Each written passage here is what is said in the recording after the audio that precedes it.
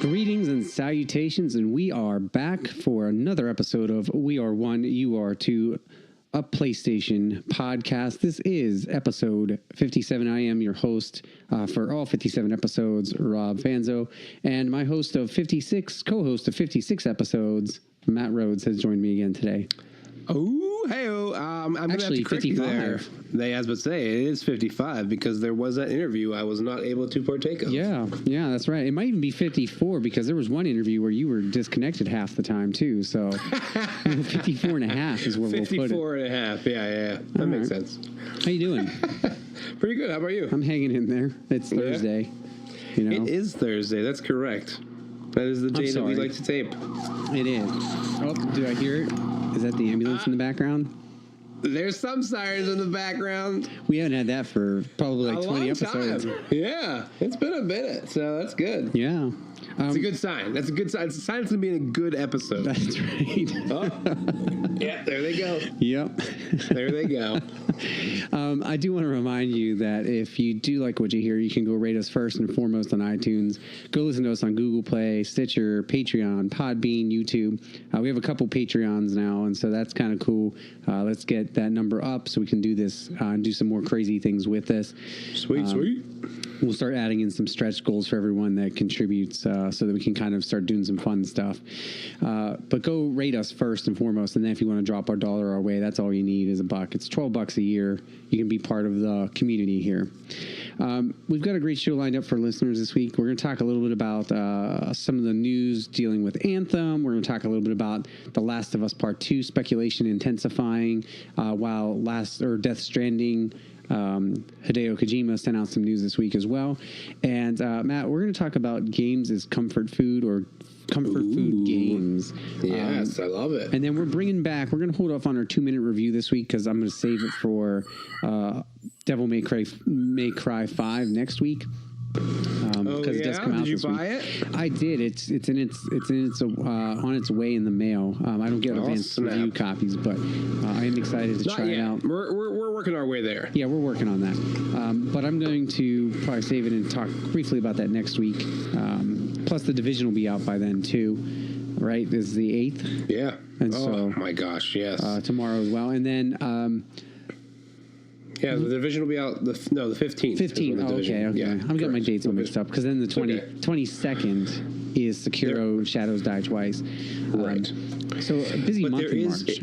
If you paid out the wazoo for Division, you get it the 12th. You get early access 3 days early or something like that. Anything not new wazoos. No, thank you. And then we're going to play our MetaQuip game. Because we're getting back into the releases now, and so now I feel like we have some time for that. Okay. And so we'll do like a special February, early March edition. Oh, fun! All right, looking back, as they say. So let's start with you know what? I know we usually like to talk about what we've been playing. Is there anything you want to touch on with what we've been playing before we jump into the news? Because I almost forgot about that. Oh, you did almost forget about it. I was like, you're like, oh, let's start. I'm like, wait a second. Yeah. We've been playing some things. I've been playing Fortnite, obviously. I've been playing Rocket League, obviously. Trials Rising, I've been playing a lot of that. I do love that game. I bought it. I told you about it. That was my 2-minute review a couple weeks ago now. I still enjoy it. What else have I been playing? I'm trying to think. I thought there was one more that I was playing. I should have kept my PlayStation on because it reminded me of what I was playing. Yeah, that's all right. Yeah, Apex Legends, obviously. I haven't touched that this week. Yeah, I played a little bit of it, and they apparently just did an update. So, and they've changed some things, they've nerfed some guns. So I'm interested to see play more of it to see what exactly is going on. Yeah, because I'll tell you too, we got some news about that this week too that I'll talk about in a little bit. Sweet. What have you been playing? On the other end of that, I haven't touched any Apex Legends, which is odd for me because I've been itching. But I've been playing a lot of Trials Fusion, not Rising, but Fusion. Okay. I can't get that song that pops up either. Welcome to the future, or whatever it is, right? I can't get that out of my head. But I've been playing a lot of that because since we've been talking about Trials Rising, I've been super addicted to Fusion, and I think I've cleared like, I don't know, probably like 30 tracks or something now. I'm like really working my way Nice. through it. That's awesome. And so I'm going to get Rising. I know that because I'm on this kick, and I've watched enough gameplay of Rising that I think that's why I almost feel like I have to do Fusion some justice before I get into Rising. And Yeah. so, Okay. I will say the other game I just remembered that I'm playing, Toe Jam and Earl, Back in the Groove. oh, did you get it? I did. I bought it, and I played through the. I beat it once already, Whoa. but I was on the tutorial setting, just to kind of like get myself back into it and remind myself exactly what it's about. So like you can beat so there's like different difficulty levels. And so it was just like the tutorial, and I'm sure it's not very like. There was only like 10 or so levels, I think. So I'm sure once I bump up the difficulty, there will be more levels for me to go through. All right. That's cool. But yeah, I played it for like a couple hours, and I loved it. Cool. Yeah, I'm going to have to get into that. And so I've been playing Fusion. I've actually been abusing my Vita. I know the Vita is dead now. But I played in Platinum's Daggerhood this week. Mm-hmm. I played a bunch of Rogue Aces, which was the free game last month. Nice. I played and platinumed Full Blast. Okay. And I'm playing through, and I'm like on stage 2 of a game called Foul Play as well. Have you ever heard of that? No, it sounds familiar, but I don't know if I've seen gameplay of it or not. Sorry, I had to let the cat out. No worries. But yeah, I've been playing a lot of Foul Play as well. Okay. And then what kind of game is that? oh, so yeah, sorry, I apologize about that. Okay. I kind of walked away without warning you. Yeah, that's fine. It is you're literally, it's really cool. You're literally two different characters on a stage, and you control one of them, and you tell the story of like you're like he calls himself like a demon hunter or a demon hunter. Sure. And you fight your way through like this Cairo Egyptian area in the first play, and then the second play you're like you discover more about your father, and so you start going to like this haunted area that has like werewolves and stuff. But what's funny is it's people dressed in those costumes. It's not actual werewolves, right? That's awesome. Yeah, that sounds pretty cool, actually. There's an audience at the bottom of the screen, and there's an audience rating meter, and the better you do, the higher your score is, and the more people will cheer for you, and you can get power-ups and stuff. And then if you start doing poorly, they'll start booing you, and they'll start like getting super quiet. And then eventually, they'll like boo you off stage or whatever. I guess if you get too, I haven't really gotten to the point where I've gotten booed or stuff thrown at me, but like they definitely got quiet and like concerned and they were bored or whatever. And so it's a beat 'em up game. Okay. Side-scrolling beat-em-up game, but it takes place on a stage, and so like the sets in the background move and everything, and you can move along the stage, and so it feels like you're going through this adventure, but it's always reminding you that it's a play. Like you beat guys up, and then they like crawl off the stage in their wolf costumes, and like somebody will come in and like fix a box that you broke, Yeah. And so it's really good. I really love it. Man, that seems right up my alley, actually. Yeah, you would. That would be a game that you would love.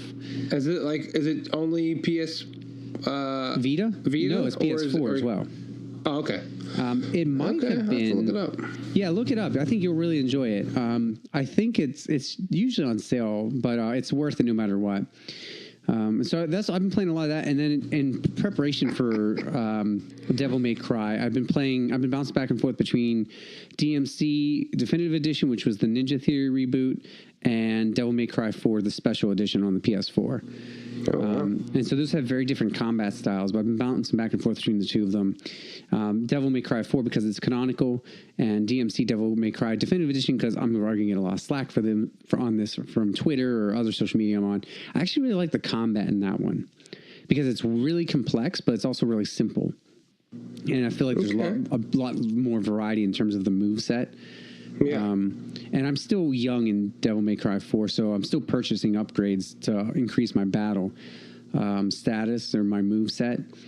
But I don't know. There's just something about each one that the combat style is different enough that I enjoy both. But it's still both beat 'em ups. So yeah, that's what I've been playing. It's a lot. Fantastic. Yeah. Foul Play was a free game, was it not? I think it was, actually. I didn't want to say that and be wrong, but I was pretty sure that's why I downloaded it. No, yeah, I was about to say, I looked, because I just looked on my my account, and it said to download it, so I would assume that I would have clicked Added on it. it for free, added it to my library, but never downloaded it. Well, do yourself a favor, download it. You would love it, especially being a theater person. I clicked the download button, Robert, so as soon as I fire up my PS4 again, it shall be there. You'll enjoy it. It's and I highly recommend it to anybody if you have it. If you don't, spend the few bucks and get it. It's so much fun. I forgot how good it is on Vita. It's like perfect on there, so I'm sure it works just fine on PS4 too. It's probably just as enjoyable. Sweet, I'm excited. All right, so let's go ahead and move into the PS-news. Ooh. All right, so we've got a few things going on here. We got about 9 items on the list, so we're gonna blow through these pretty quickly. The first story that I and most of these are Push Square. Some of them are Games Radar and other sites. You can find them anywhere, really. But the first thing, I saw that Sony was awarding Anthem refunds due to crash issues. And you and I talked about this. We did. Anthem was bricking, or has been bricking, certain consoles. And because of that bricking, that's correct. Sony has been offering select refunds, but it depends on the customer service representative, apparently, that you get. Because some people... I've heard that. Yeah, some people are getting their money back, and some are really struggling to get their money back. So... yeah, I heard that. Yeah. I heard if it's bricking it, they're not directly saying that Anthem is bricking their systems. They're saying that could be something else that's bricking the system. So they won't put the blame on Anthem specifically for bricking it, but. Yeah, But so yet, BioWare is working closely with Sony to figure it out. So exactly, clearly something's wrong. Yeah, and so if that's happened to you, I would love to hear from you. You can write into us at you can hit me up on Twitter at weare1ur2 or email us at weare1ur2@gmail.com. I would love to hear if anybody's had that issue. You and I didn't purchase Anthem, so. And it's currently sitting at a 56 on Metacritic, and so I feel like I dodged a bullet. So that's one thing. The second thing, I would be absolutely livid if my system got bricked because I bought that game. So I also feel like I dodged a bullet on that one. Yeah, that would upset me. The second thing, I don't know if you saw the rumors this week, but apparently a retailer accidentally leaked. Shocker! Here's a retailer leaking something. I shouldn't even say it leaked, but they posted it on their website and then took it down. Yeah. They posted, and I believe it was a Peruvian retailer, Law Gamers, advertised an October 2019 release date for The Last of Us Part 2. So let's hope that's true. Tell me it's true, Robert. Please tell me it's true. I hope. One can only hope. That would be amazing. It would be. So we'll see what happens. I think it's still a long ways away, but it is. And I've noticed that Sony has done this thing where it seems like what they want to do is kind of announce one exclusive at a time. And then in the months leading up to it, really build up the hype train. Because I don't know if you've noticed, but Days Gone marketing has now that Spider-Man's done, right? And it's time for Days Gone. Days Gone marketing has been through the roof, hyping it up with the marketing. Oh, I bet. Yeah. And so I imagine that's what they're going to do. As soon as Days Gone releases, we'll probably get more clarity on if they have another game releasing that's an exclusive this year. And then the upcoming months, they'll hype that one. And I think that's Sony's new game plan. Excuse me, or at least it seems like. To me. Yeah. No. Oh, all right. Yeah, no, I agree. I think that makes sense for them to kind of help have a laser focus on one of their specific releases first, and then kind of build up to it, to the newest one, right? Yeah. Because, you don't want to kind of spread yourself too thin, and then especially for a game like Days Gone, Right. that is similar. I mean, obviously it's a survival game. It's probably not as story driven as The Last of Us will be. However, it's a game in a similar vein, right? So you don't want to Take away from it. overshadow. Exactly. You don't want to overshadow that kind of release with something that Sony knows everyone has been waiting years for. Yes. Exactly. And I think I really do think that's what's going on here. And so if it ends up being true, that we'll know that that's why. If it ends up not being true, then shame on that retailer for accidentally putting that up. This one I meant to talk to you about earlier in the week because I know it kind of irritated me. And I didn't know about this till now. I don't know how I missed this.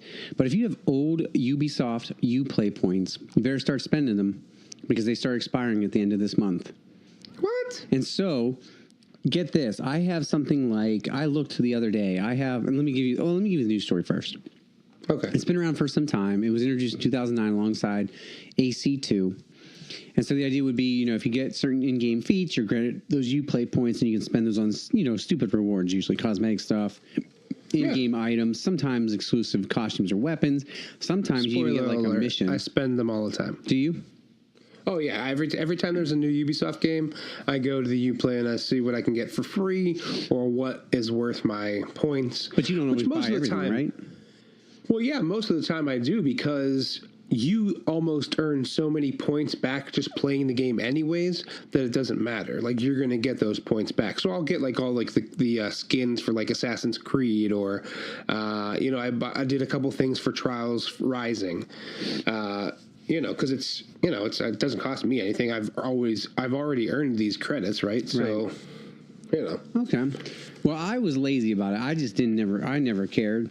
And so beginning on March 31st, 2019, any points earned more than 2 years ago, basically March 31st, 2017, will be removed from your account. And then basically from then on, it's 2 years from whenever you've earned those points.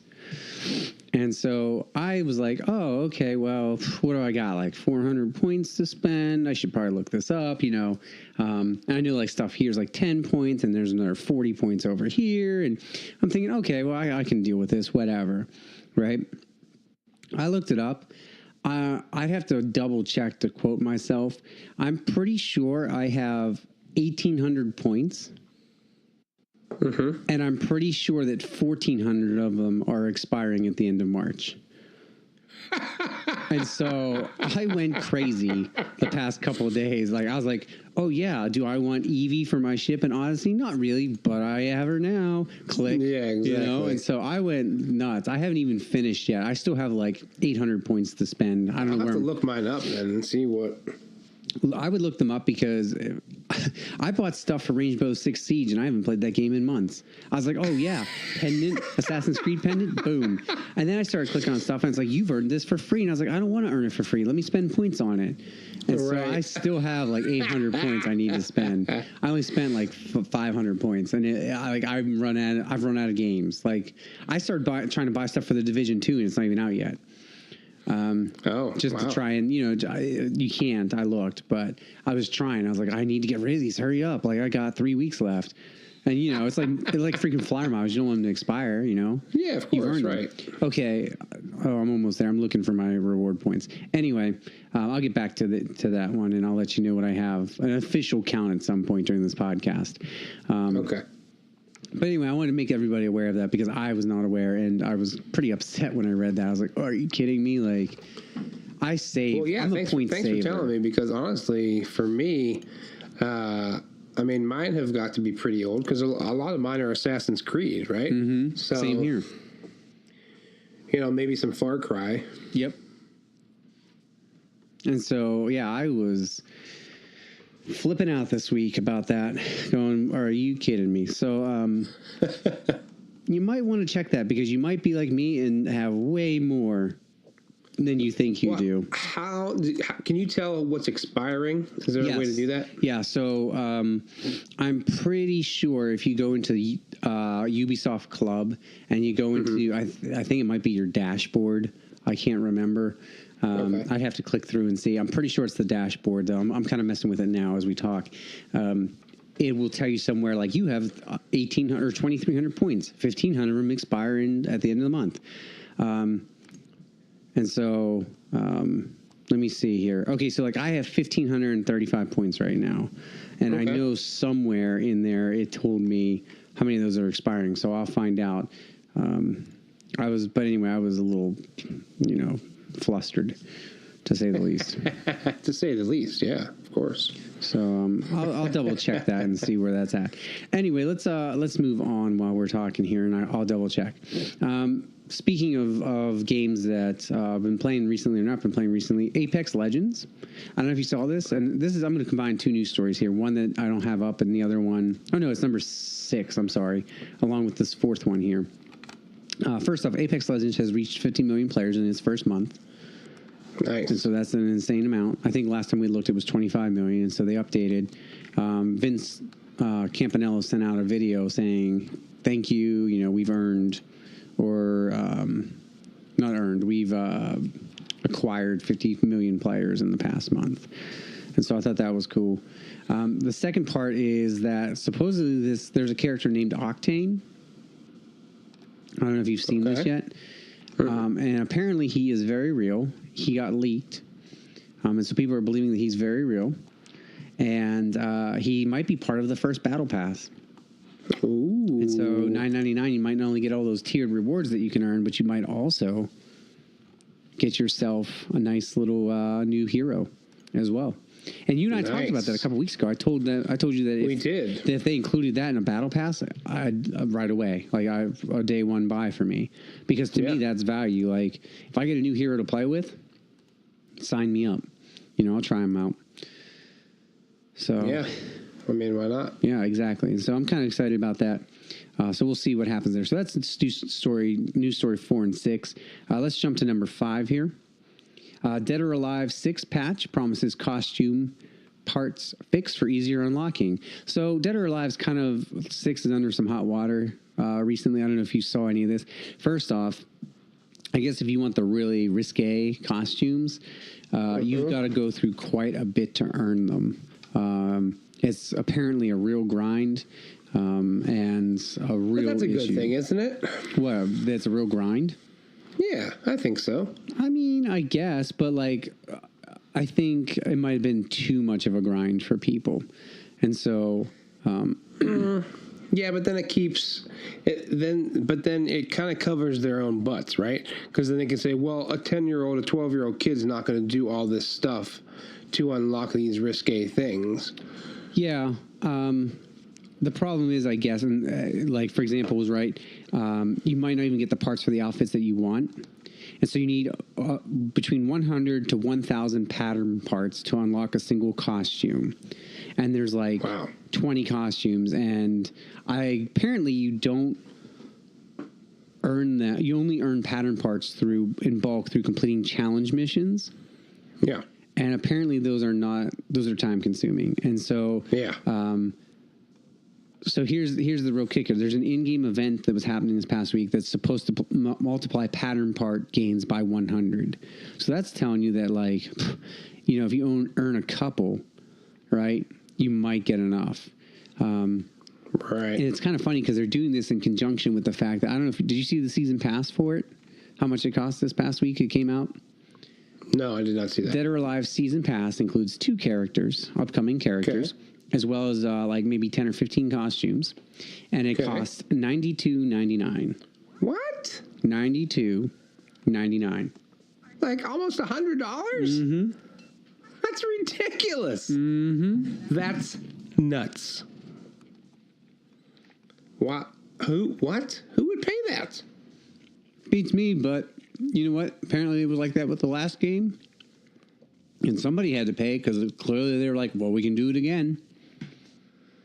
I mean, I guess. Wow, that's just... So I wanted to throw that out there, yeah. Yeah. Whew, man. I don't even know what to say. I know. It's ridiculous. Yeah. Okay, so I was doing some real quick math here. And since 2017, which is when my points would expire from, right? Because it's 2019. Mm-hmm. I've only earned about 200 points. So out of my 1,535 points that I have left, 200 of those will not expire at the end of this month. So I have 1,300 points to spend. So wait, what's the date in which? What's 2 years from March 31st. So like March 31st, 2017? Mm-hmm. Let me see what I got here. 10, 17. So, I mean, it's a lot. 217. Okay. I don't know. I feel like I'm relatively good. You're good. I'm going to buy everything twice. So, yeah, know. I mean, I have 1,265 points, but out of those, I feel like I've earned a decent amount. Let's see, 2017. Yeah, so anything after March of 2017, you're good. So between 2018 and 2019, just to give people an idea, not to belabor this point, I played Trials Fusion, Assassin's Creed Odyssey, and Origins, and that's it. Before that, and Rainbow Six Siege, I'm sorry, and Far Cry 5. But before that, Watch Dogs 2, I got a ton of points from Ubisoft Club, The Division, and all the other AC games I got a ton of points from, and I never spent any of them. Yeah, let's see, since like 2017 or whatever, it's close, but I mean, these would technically be dropping off anyways. But Far Cry Primal in February 2017. But then in November, South Park Fractured But Whole, Origins, Far Cry 5, Trials Fusion, Yeah. Odyssey. Yeah, so you're getting a lot of points, but you're able to spend a lot too.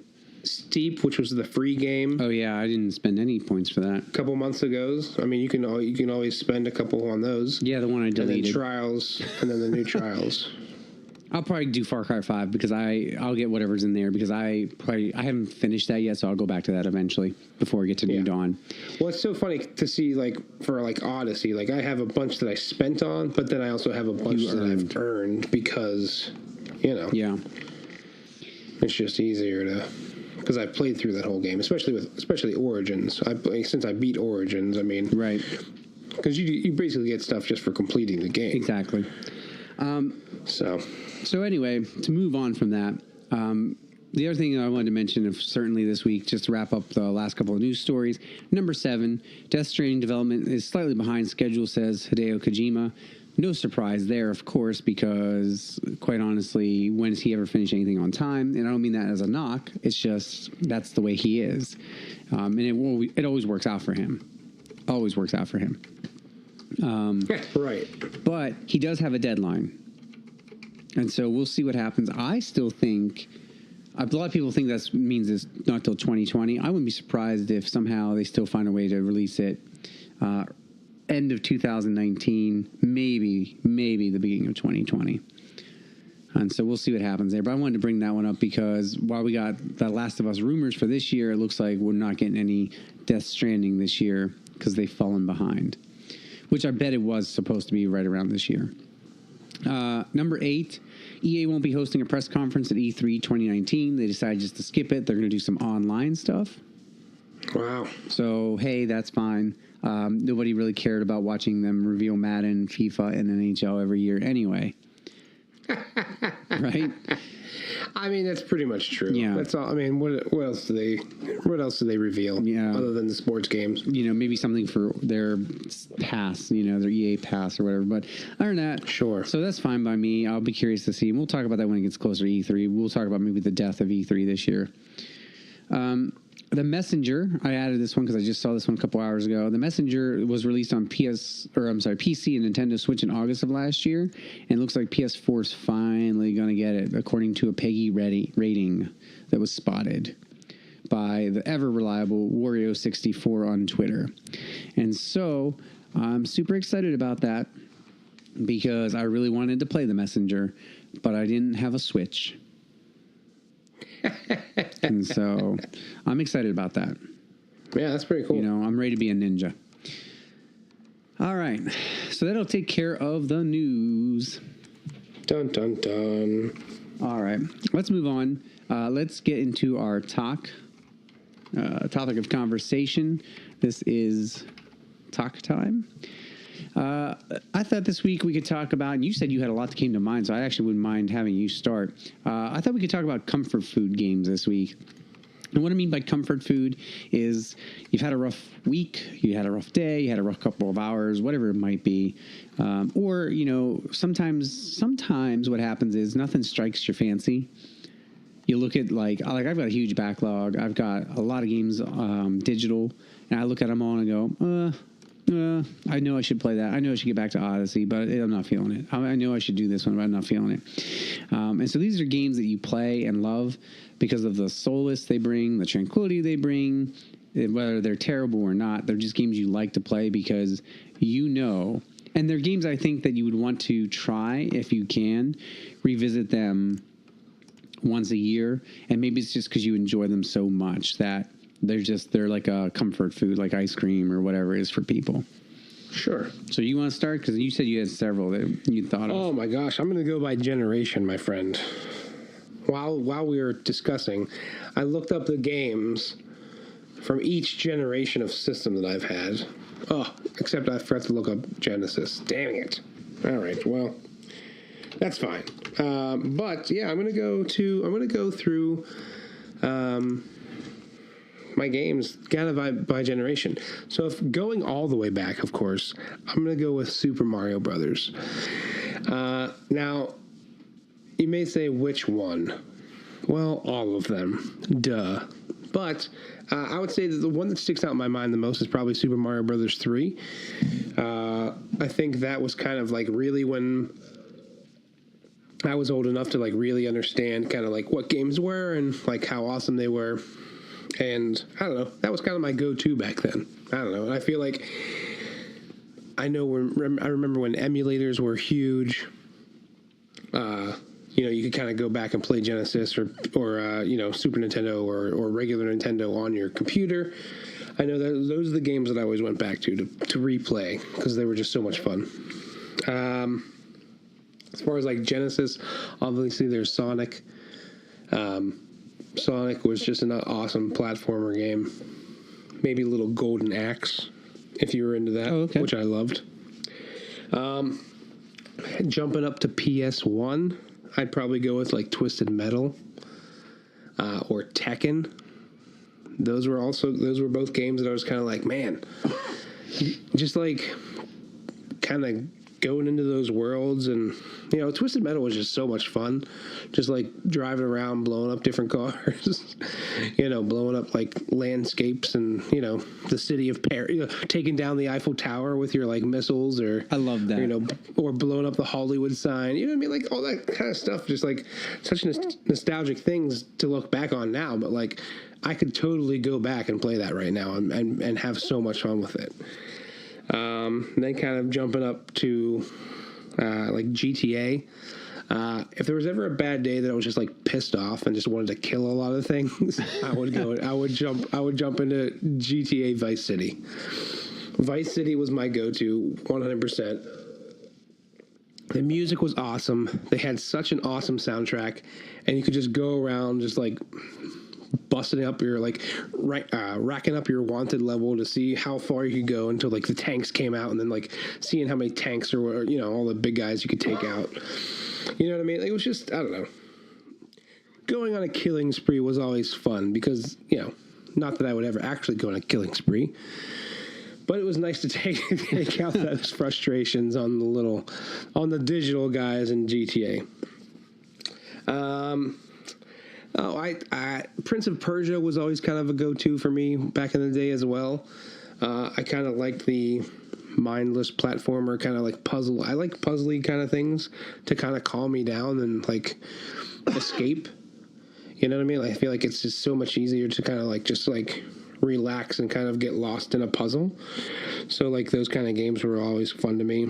Then of course you got BioShock, which is just creepy fun. The story itself is amazing.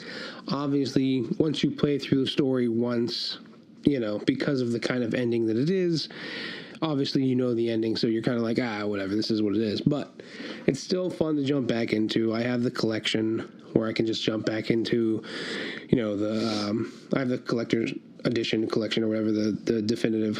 I don't even know what it's called. Is it the definitive edition one, right? Basically, Yeah. That basically has all of them together on the PS4. Yeah, I think so. So yeah, that's always fun to jump back into. Honestly, any Assassin's Creed game. Okay. The one thing I love about them so much is the mindless collecting. I could sit there and collect things for hours. And I have pretty much a platinum on everyone, except for 2, which, don't get me started, glitched out on those damn feathers. I took me so long to find all those damn feathers, and then the trophy doesn't pop. Oh, I was so mad. That's why I'm upset at Assassin's Creed Odyssey 3, because there's that UFO one where something's supposed to be in the tree, and it never populated for me. There's nothing in the tree. We both have Assassin's Creed Platinums that we should technically have, but have missed out because of glitches. But let's see what else. And then new generation stuff like any Ratchet and Clank game was always a good kind of funny kind of platformer, which I don't know. I loved the humor in Ratchet and Clank. I always feel like they're doing a really good job with it. Just their sensibility of the ridiculousness of the weapons and the levels and stuff like that. I feel like the writing in there is nice and quippy and done well. So it kind of gets that kind of release with it. And then just complete worlds to lose yourself in, Last of Us, which is an amazing story to just keep playing, to play through again. And then probably a world to just get completely lost in. Fallout 3 probably. Okay. Just getting lost in the wasteland and kind of just wandering around. I know I technically could do that in Fallout 76, but I don't know how well that would go these days. Yeah. I hear you. Although I might be alone, you never know. Yeah, there was that sarcastic article earlier in the week that I shared with you about the guy who was happy it was a single player game because he was the last man left in Fallout 76. Exactly. So, I don't know. That's kind of the games over the years that I've definitely gone to and could go back to right now and be yes, I love this game. Now, it's such a fun thing. I noticed that each one of those seems to have a simple loop, right? There's something just real simple that you can kind of do. Yeah, of course. Or just something like you said with Fallout 3, you can just get. So it's either a simple loop or something you can get lost in, right? Yeah. Well, I think that's the key to any kind of comfort game, right? It's not something that you're gonna grind and be mad about. Rocket League is mindless fun to a certain extent, but for how competitive I get really angry with it, right? Right. And it's getting that way with Fortnite as well. So, and it's not necessarily, obviously I get competitive with Rocket League, and you've experienced that. I apologize. That's all right. But with Fortnite, it's most of the time it's just me, because I like to play solo a lot. So it's just me getting mad at myself for not being as good as I think I am, or not doing this, or not rotating properly, or switching my gun quick enough, or all that stupid little nitpicky stuff. So those games, while I enjoy them and I spend the most time with those games, those aren't comfort games to me because they're not simple. They're not games I can just get lost in and just have a ton of fun with. Because I just get way too competitive. Yeah, I hear you, and so there's something about being competitive, right? That's problematic with particular games. So kudos to those people that can just play those games and just have a blast. And in the beginning, that was 100% how it was for me. But then when I started to get better, and when I started investing so much time in them, I'm like, man, I got to be better than this. Yeah. And then I get competitive with it. So. So yeah. What about you, Rob? What kind of games do you like to lose yourself in? I was thinking about that, and I was thinking about how even certain games I associate with certain maybe times or experiences. of stuff I've had going on, right? And so like, Okay. Maybe I'll get into that in a minute, but the game some of the games you were speaking about actually speak to me a lot, and so I was thinking about older games. I agree with you, like Twisted Metal series. Man, I used to I can't tell you how many times I beat those campaigns with each one of those characters, right? Or would go through like the tournament series that they had or single matches that they had. Especially, I think Twisted Metal 2 more than anyone. That was my biggest one. And then I was thinking of older games, Tecmo Super Bowl. Okay. I used to love just crushing the computer in that. Double Dragon. Nice. And actually, you talked about this game earlier in the podcast because the new one is out. But the Toe Jam and Earl games, I always lost myself in those because they were just all the ones I've mentioned so far have a nice repetitive gameplay loop. And speaking of Genesis games, General Chaos. Okay. I don't know if you ever played that. I don't think I did. Oh my sister and I got lost in that for hours, and when she wasn't around, I would get lost for it in hours too. It was great. It was cartoony. It was quirky. It was like the Worms games, the Battle Worms games or whatever they're called. Okay, I love that. And then I was trying to think of newer ones, and so like Fallout 3, Witcher 3. I think both of those games got me through like. Maybe like weird moments where I was in a new setting or relationship or whatever, or just gotten out of one. So like stuff like that. I'd also say that any top-down shooter, I love to go back and play top-down shooters over and over again. Like I've played through Ruiner once, and I started Ruiner a second time. Next Machina, I played through the level several times. Neon Chrome, Hong Kong Massacre, and Mr. Shifty I was playing at the same time because I just love them. And they're kind of like Hotline Miami, right? Anything like Hotline Miami where I can just die and get reloaded real quick. Right. And it's frustrating if you let it be, but it's also soothing if you're just like, because it takes your mind. It's a repetitive loop that takes your mind off. It's like a puzzle. You talked about puzzle games. Right. And so I think you and I are seeing a trend here between gameplay loops that are easy and addictive, worlds you can get lost in, and things that'll distract your mind through puzzles. And so like Trials Fusion is all three of those, right? Like I get lost in each level. It's repetitive gameplay loop that's simple and easy to pick up, but it's also like a puzzle getting through each level. Like, do I tilt this way? Do I, would a front flip help me faster through this? So Trials Fusion has been my most go-to comfort food game recently. And then the reason I started this whole conversation is because I have it sitting wrapped in plastic here, and I plan on opening it up probably tonight, is Glory to Mankind, the Nier Automata Game of the Yorha edition. I platinumed that game. I put 50 hours into it. I never finished all the DLC arena stuff, but I think I might fire it up and finish the arena stuff, and then I might start playing through the story again. Nice. And so that's just comfort food because, it's been a super busy, chaotic week at the job and everything. And so that's what I was thinking about. Like, right. Sometimes people just want chocolate or want things like that. And yeah, for me, it's like, can I sit down and get lost in something that's really simple? And so like, I've been playing a lot of Odyssey this week too. I don't know if I mentioned it at the top of the show or not. And that's great. But when I win comfort food, that's kind of too open. That's a great world to get lost in. But I think because I haven't beat it yet, right? Because when I name all those other games, Witcher 3, Fallout 3, Toe Jam and Earl, General Chaos, all of those Trials Fusion, I mean, beating, and that's relative, right? Because it's like a level thing. Sure. All of those games I've beaten or, I was in the process of beating, they weren't extensive. Witcher 3 is different because I got lost in that world, but I think that was also because I had just moved down here and things were going on and stuff like that. Fallout 3, I know, got me through a weird breakup and stuff like that, and I just got lost in that world. So, those I think those are the four identifiers that we've come up with, I think, through talking about these different games. Yeah. So, I mean, I'd love to hear what other people's comfort food games are or what your reasons for certain games are. Is it because they're gameplay looped in an addictive way? I know Damon on GameScoop loves Spelunky because it's an easy 10-minute gameplay loop that's addictive. And it kind of, he actually I think talks about it on an episode where he plays that to warm up his gaming habit.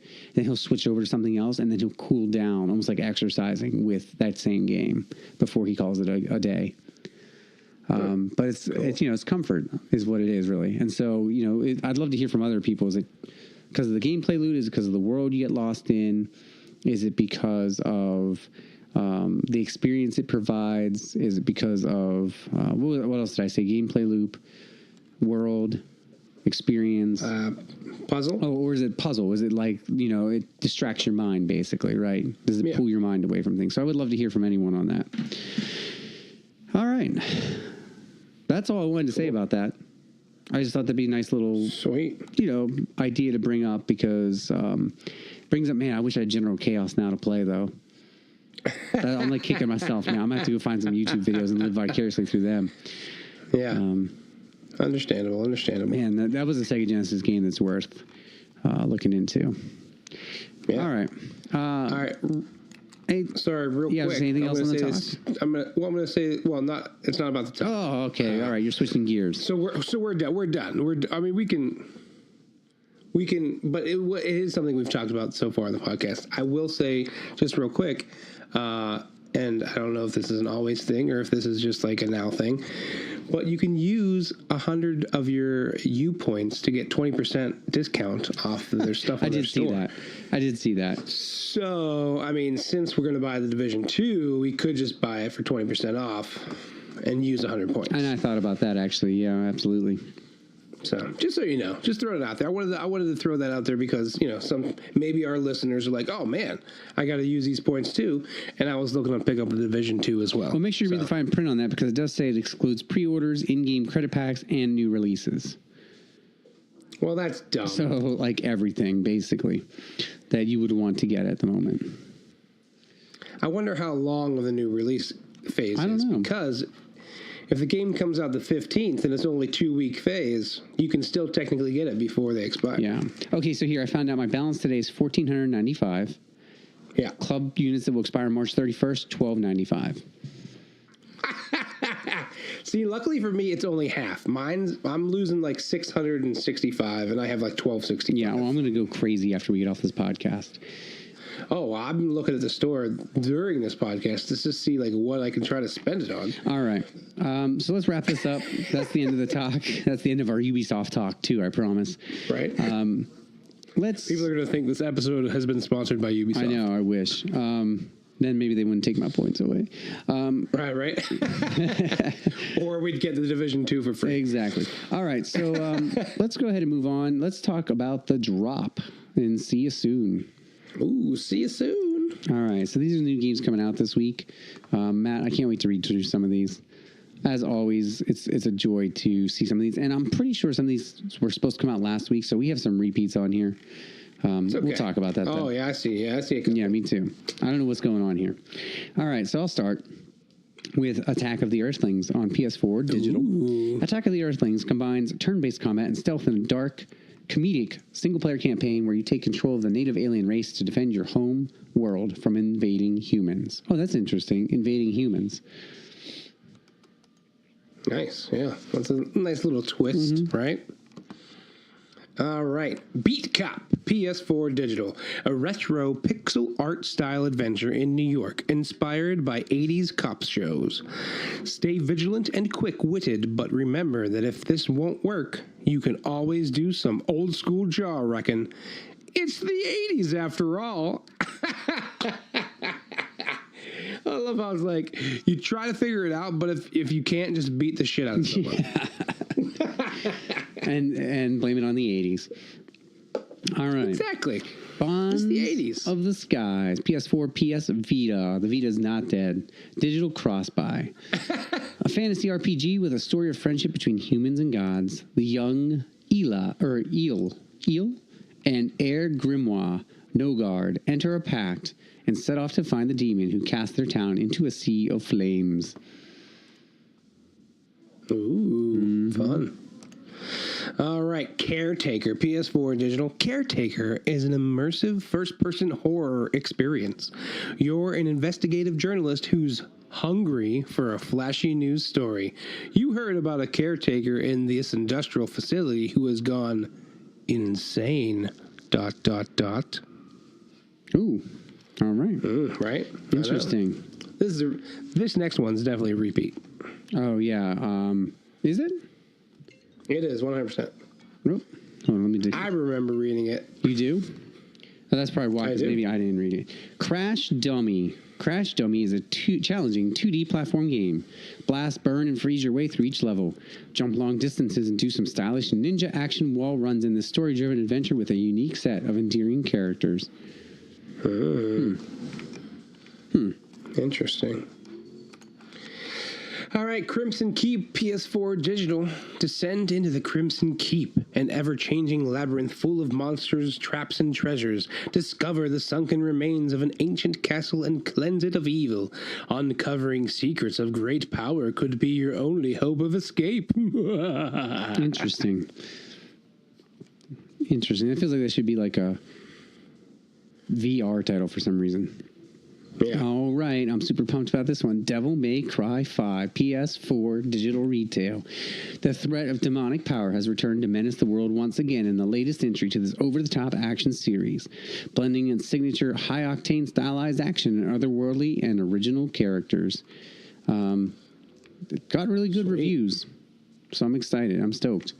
This next one we definitely did last week. I read this one. This is definitely a repeat where we're doing it anyways. Yep. Though. So, okay, Doom and Destiny, PS4 digital out 3-4. Four nerds drawn into a fantasy world and mistaken for heroes have to battle their way through a massive, crazy adventure and defeat a preposterous villain. Journey through an unpredictable story filled with parodies and cameos. This is Doom and Destiny, the flying spaghetti fantasy adventure. Oh, you did read that one because I remember about the spaghetti thing now. Yep. That's right. How could I forget that? I don't know. I sure didn't. Me either. All right. Eternity, The Last Unicorn, PS4 digital. Ooh. Eternity, The Last Unicorn is a full-featured action RPG inspired by tales from, guess where? You guessed it, my friends, Norse mythology with classic game mechanics. Travel through mesmerizing locations, meet fantasy characters, and fight to protect the elven immortality. Ooh. I'm so glad that we are on like a 5-week streak of Norse mythology games. They just keep coming. You just can't stop the Norse mythology train. That's what it is. Right? I know. All aboard. Where am I at here? I and Me? No, you missed one. You missed, this one's actually getting a physical release. Ghoul Boy. Ghoul Boy. Oh, my bad. Sorry. Ghoul Boy. Dark Sword of Goblin. PS4, PS Vita digital cross-buy. Ghoul Boy is a retro-inspired style action platformer that combines the action RPG genre with hack-and-slash gameplay. Slay as many monsters as you can, collect loot, avoid dangerous traps, and defeat menacing bosses. I know it says digital only, but I should specify PlayAsia, I believe it is, .com, is doing a 2,000 copy limited run. Okay. Of that Ghoul Boy. I remember seeing because I was like, I've never heard of that. And then I realized it wasn't even out yet. All right. I and Me. PS4, PS Vita digital cross-buy. This was like one of those easy platforming platinum games. I and Me is a puzzle platformer. To play the game, you control two cats simultaneously who perform the same action. Manage both of them at the same time and coordinate their actions to complete the adventure. Cool. Oh, this game had some buzz. Yeah, Left Alive, PS4 digital retail. Left Alive tells a human story of survival from the perspective of 3 different protagonists during the devastating invasion set in war-torn Novoslava in 2127. Experience the massive power gap between man and machine. Ooh. Interesting. Now, this next one. Did we read this one last week, too? Or maybe I just saw it on the store. Move or Die. PS4 digital. Move or Die is an absurdly fast-paced 4-player local and online party game where the mechanics change every 20 seconds. The very definition of a perfect friendship-ruining game. Wow. Now, this next one we've definitely read before, but I don't remember how long ago. Me either. Night Trap 25th Anniversary Edition, PS Vita Digital. Originally developed by Digital Pictures in 1987 and released in 92, Night Trap has been completely rebuilt for the PS4, bringing it to a level of video quality never before seen.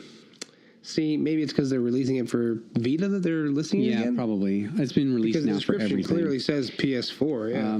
The Occupation, I'm really excited about this one, but unfortunately it's gotten kind of panned in the reviews. It looks really cool. The Occupation is a first-person, fixed-time, immersive sim and investigative thriller set in Northwest England on October 24th, 1987. You play as a journalist in a detailed, system-driven world where people react to your actions. And what I like about this game, and I think this is why I got panned because it's almost too difficult to pull off, everything occurs in real time. And so you have a notebook that tells you all the things you need to do or where you need to be during the day, and you can choose to ignore it or not to do it, but it unfolds as you're playing. And so for every minute you spend moving around, it's a minute in the world.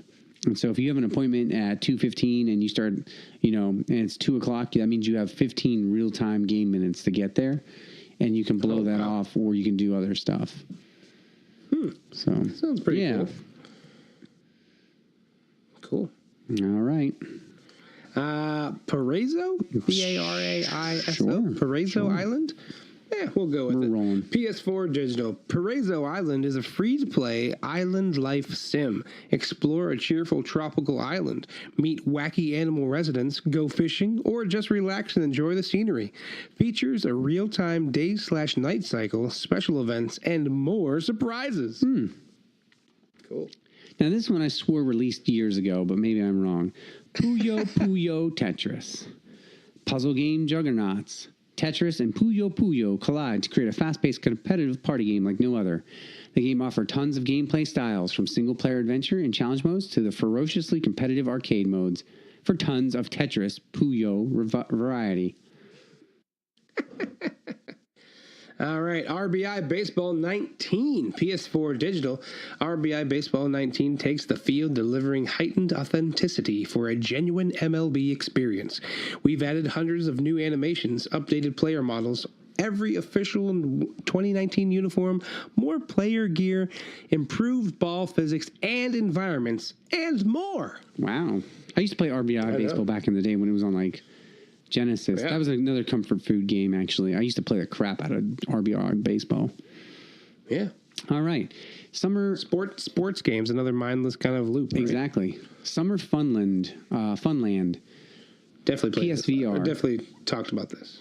Get ready for the awesome VR experience that is Summer Funland, a crazy roller coaster, hilarious mini games, an incredibly fast-paced motorcycle ride through Gotham, underwater voyage, and space trip. There's never a dull moment in Summer Funland.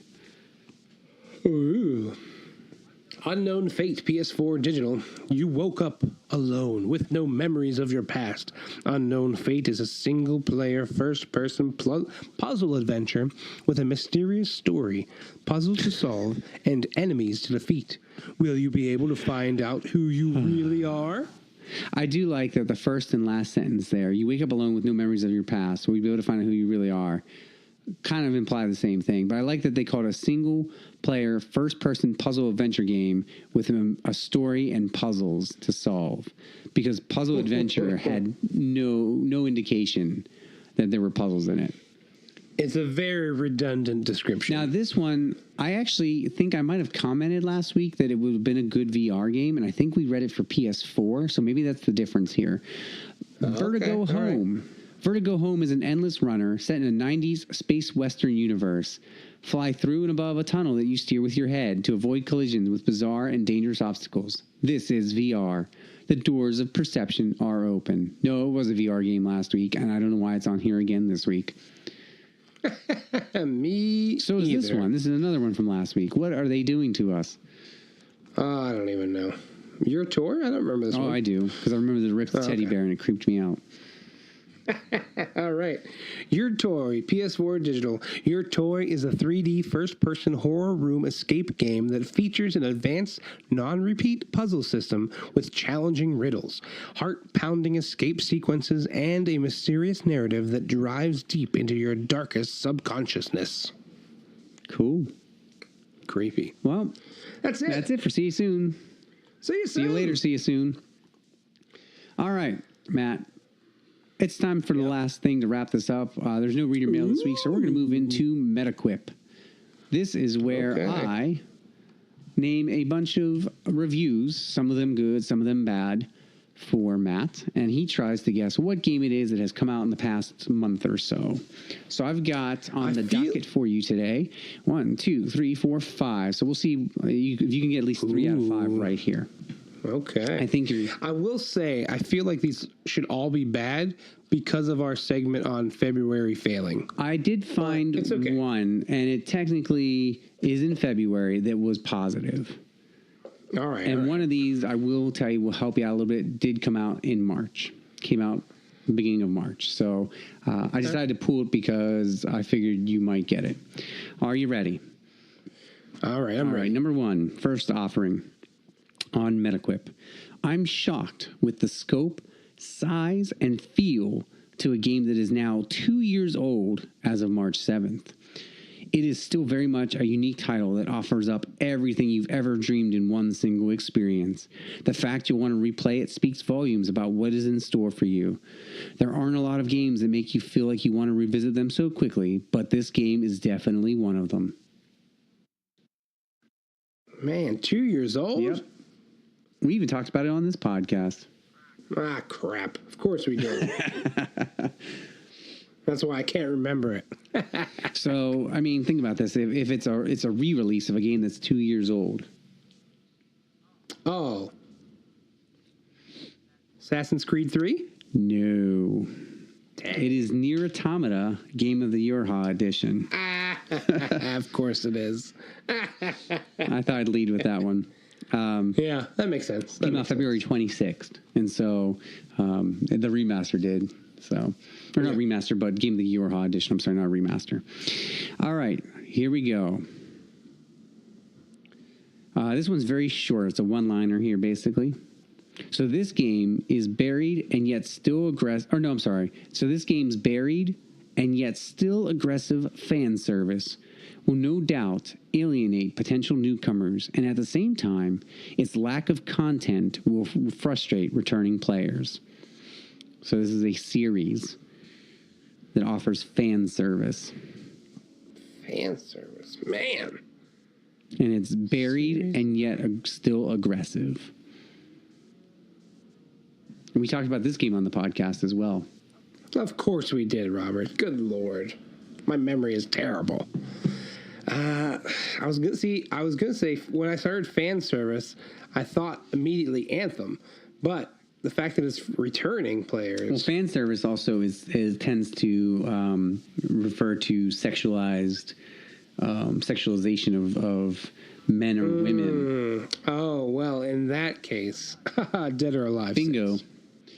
Nailed it. All right, number 3. This one is, I think, pretty obvious. Look past the lush tropical beauty of Bastion. Look past the simple but stingily doled out joys of flying a mech suit like Iron Man, and you're left with the most depressing, banal collection of gameplay loops and mechanics in a major AAA game in the last 10 years. I believe it's banal, not banal. Are you joking? Am I wrong? It's banal. It's not banal? I always thought it was banal. No, it's banal. Really? Yep, All rhymes right. with anal. You can Well, censor that if you want. It's clearly spelled like it rhymes with anal, but I always thought it was pronounced banal. I mean, no, I'd like to pretend that I'm correct there. Yeah, banal. B-E, well, it sounds like an upside, yeah, banal. What? Banal? Told you. No, it's banal. Nailed it. It's gotta be. I'm telling you. Oh man, I'm going to a second source for that one. I'm trying to listen to it, but it's not. It's not. For some reason, the volume's not up on it. I don't know why. What? My whole life has been turned upside down today. How to pronounce banal? Here. Oh. Banal or Banal. Yeah. Wow. Not banal. Wow. All right. Nailed it. I can't believe that. My whole world is upside down. Well, if Banal. anything else, I got the pronunciation correct on a word, but it is also It is. anthem. You're 2 for 3. Wow. I can't believe that. Oh my It's one of gosh. those words Man, I love the lengthy, terrible descriptions. Yeah. When they really put thought into like how terrible the game is, I love it. Yeah, and what I love is these are just the meta quips, right? These are little like front page, like click to read the full review, and so they just put that little section up, you know. But some of them are so juicy, I can't help it. All right, another offering, fourth offering here. Fans of the original game will find out exactly what they missed all these years. It should be more appealing on the graphical side, but it's an okay adventure for those who seek a slow-paced experience. And we talked about this game on the podcast as well. Ugh, of course. We talked about it twice in 2 different sections of the podcast. Twice. What? Today? Yeah, today. It just came out. It just came out in March. This is your March game. This is my March game. I believe March 1st. I believe last week. March 1st. I don't even know what came out yesterday. You should be ashamed of yourself. I know. I'm You terrible. ready? I really am. You're gonna really be ashamed of yourself in a No, second. wait. Let me wait. Give it to me one more time. Fans of the original game will find out exactly what they missed all these years. It should be more appealing on the graphical side, but it's an okay adventure for those who seek a slow-paced experience.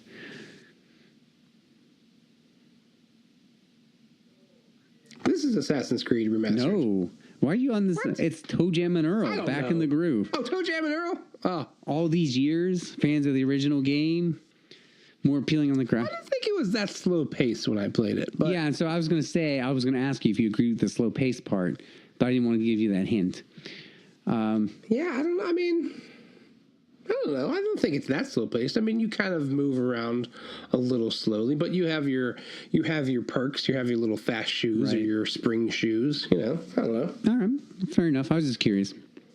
All right, you ready? Yep. So this one, the wording is key, and this is up your alley as well. I picked ones that were up your alley, right? Dead or Alive was maybe not up your alley. Nier Automata was. But that's the one I I did. know. Go figure. I'm trying to help you out here. So, I know. final offering. This is the tiebreaker to see if you win or lose know. this round. 2 for 2. So. Thanks to some great puzzles and a mix of, and I have to blank out the 2 words, mix of blank and blank, you would think that everything is awesome. Unfortunately, it's not due to the lack of dynamic split screen, typical bugs, and some dull worlds. It's more like everything is just okay.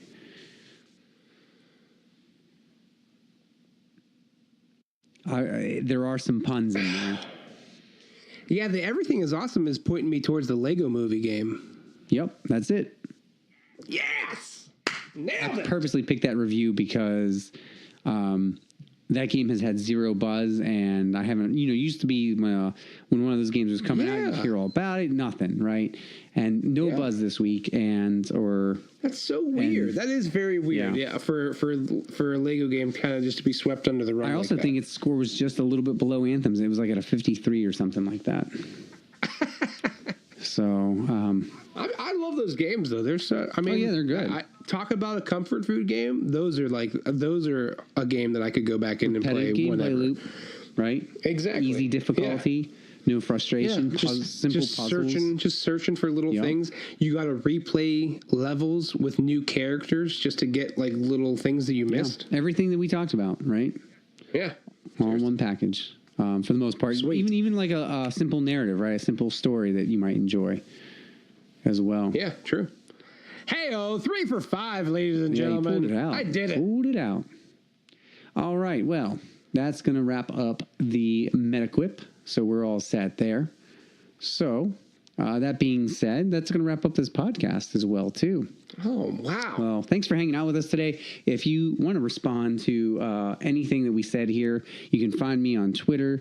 I promise I will interact with you and talk with you. You can also email us at weare1ur2@gmail.com. You can find us on Facebook. We have a group there. Wherever you want to look, we probably are. I'm on Instagram as well under We Are One. I think You Are Two Gaming I put because it made more sense, I think. in that way as well. But find us, interact with us.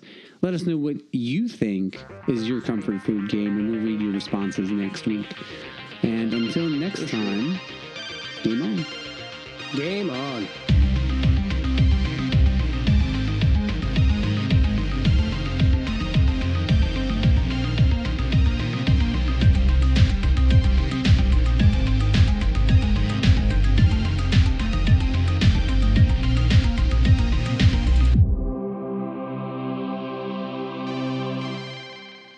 All right, so I've been told by our audio guy that I promised to do some smooth jazz, and how could I forget smooth jazz? So on the outro music, I got to warm up just a little bit. I'm gonna call on the spirits of Mr. Ron Burgundy for some jazz. All right, so I'm gonna warm up and